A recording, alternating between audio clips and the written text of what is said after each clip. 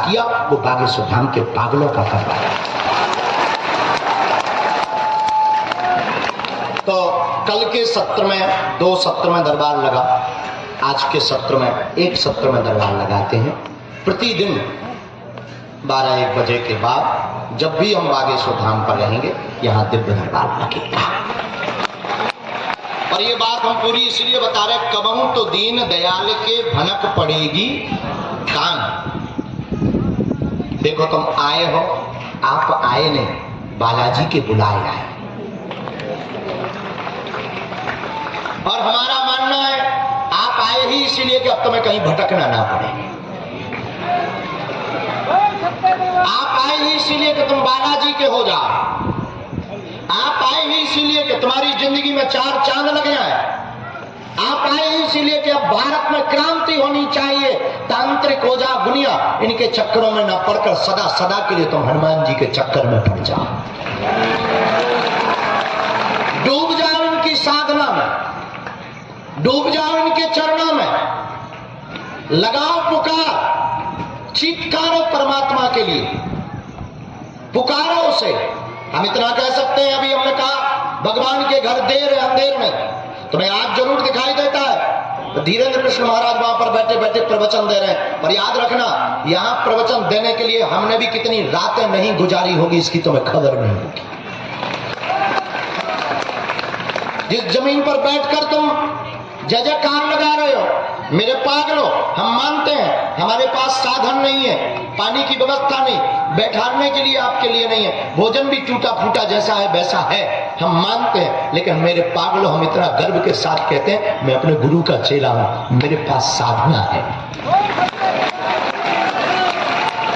हम गुरु के चेला हैं। इतना कह सकते कि मेरे गुरुदेव के पास साधना है।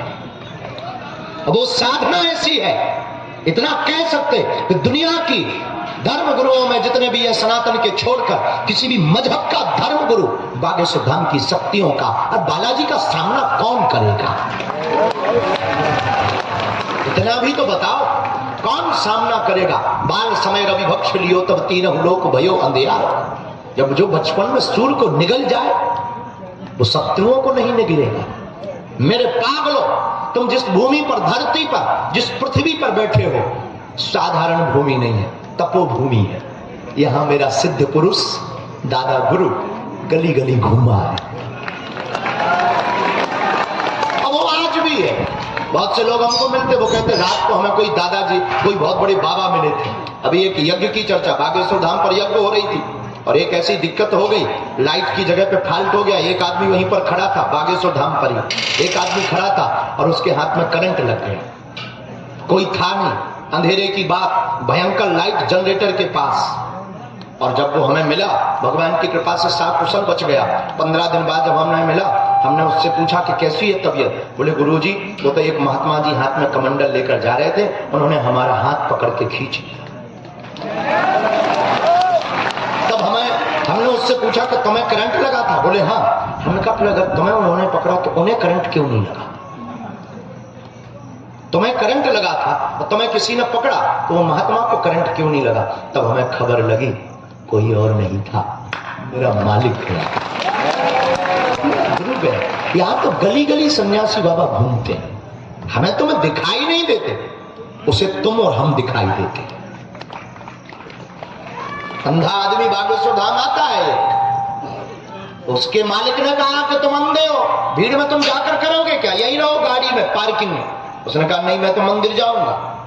उस आदमी के मालिक ने कहा भला तुम करो भी क्या? अंधे आदमी हो, दिखाई पड़ता नहीं, मंदिर तुम देख नहीं पाओगे, साज सज्जा देख नहीं पाओगे, मूर्ति का दर्शन कर नहीं पाओगे, गुरुदेव को देख नहीं पाओगे, तुम इतनी भीड़ में गुम जाओगे, लापता हो जाओगे, चिपल जाओगे, पिछल जाओगे, यही गाड़ी में रहो। उस आदमी ने बहुत ऊंचा जवाब दिया था, करोड़ों का।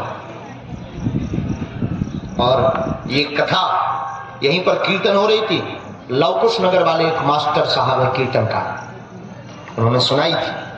और ये बात ये है मेरे पागलों, उस अंधे ने कहा कि मैं तो मंदिर जाऊंगा, मालिक ने कहा कि मत जा। क्या करेगा तुम मंदिर जाकर? तुझे दिखाई पड़ता नहीं। तो उसने बहुत ऊंची बात बोली थी और ये बात तुम्हारे काम की है। उस अंधे व्यक्ति ने, जिसका नाम सुरेश था,